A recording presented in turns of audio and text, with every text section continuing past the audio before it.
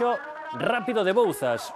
O Xuventude Sanxenxo vai pedir xogar todos os partidos fora da casa. De momento na casa, ata de agora en toda a temporada non gañou ningún partido.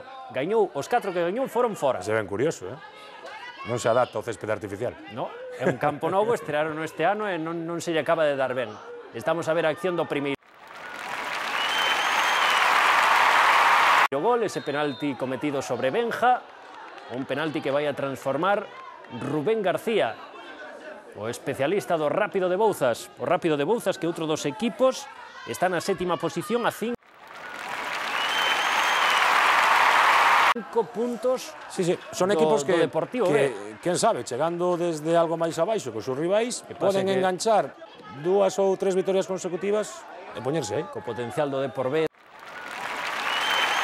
Sí, o que pasa é que vendo a Pontevedra hoxe. Sí, escoitando a Milo, sobre todo. Sí, escoitando a Milo. Esta acción do 0-2, o tanto marcado por Edgar.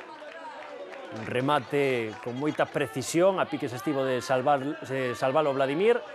Este é o gol do Sanxenxo, un remate de Fernanda Guín dende fora da área.